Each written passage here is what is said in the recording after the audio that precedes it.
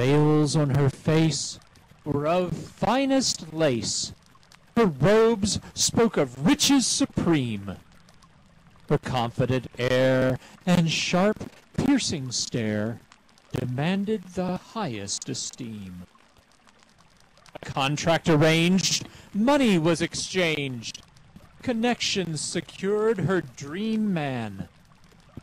In a power play, she would guide his way along her political plan. Her future FC had no plans to be held under her demanding thumb. He had his own plan. Hire a luckless man, one who needed some quick income.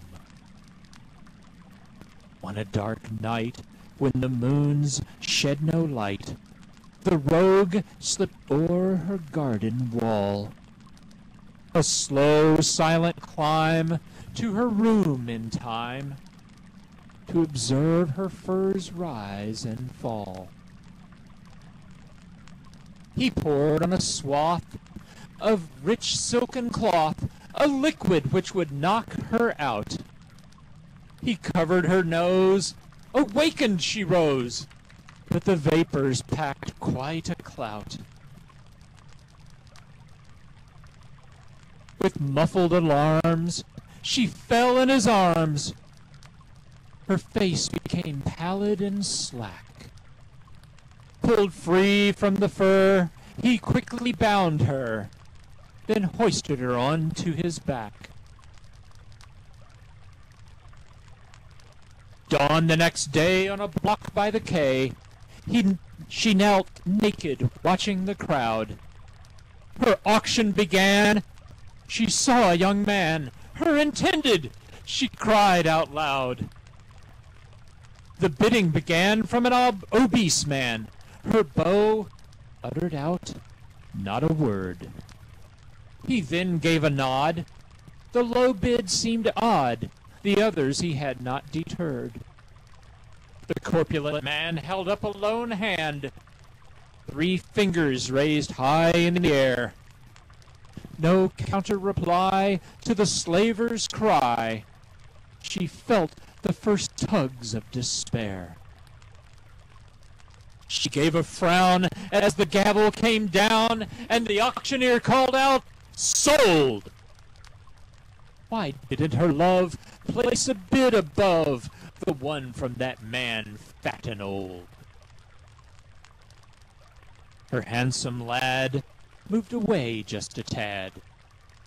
Then his gaze fell upon a girl. Tears filled her eyes as he bought his new prize. She felt her head begin to whirl. "I just can't see why he's forsaken me." Then she cried, "How I loved him so!" "Your life I bought, your desire counts for naught." He pulled on her chain. "Time to go." "Pay him no mind, or I'll whip your behind," he said to his girl on the floor. "You're here with me, and I don't wish to see your gaze on some youthful boor." He was merchant caste, his holdings so vast, his house spread a full city block. She became his favored. Oh, how she labored to be his first to fur and talk. Rich, he had the clout to have her let out past the wall to look for wild fruit. Her body as bait, she'd flirt at the gate to make sure one guard thought her cute. One night she began to unveil her plan, a dark night without any moon. He called her to his fur. He was demure. To his advance, she was immune. He reached from behind, then his arms entwined around her soft, shapely contour. A fat finger decided to linger from where her heat would surely pour. She waited until both hands did their will. Then her thighs clamped and trapped him fast. She drew his knife, prepared to end his life, as his bulging eyes looked aghast. With one cut she smote clean across his throat. His eyes rolled back into his head. It's time to begin a life without men. She watched him until he was dead.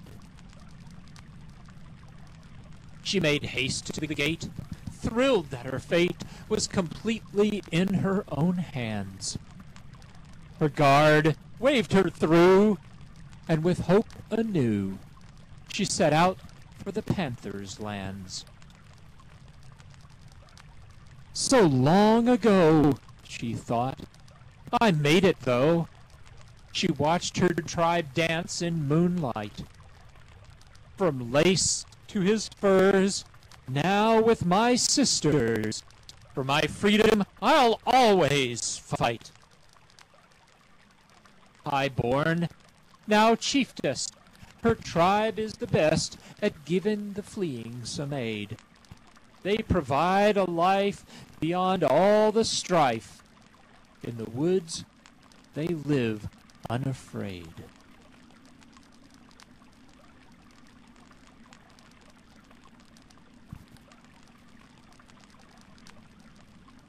Now I know you're probably wondering, why would a free man write a poem like that?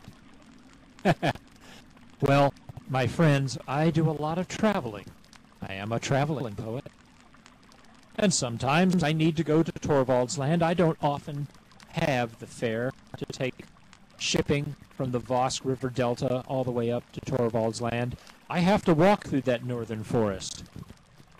And there's occasion when the forest huntresses oftentimes want me to attend a party or two.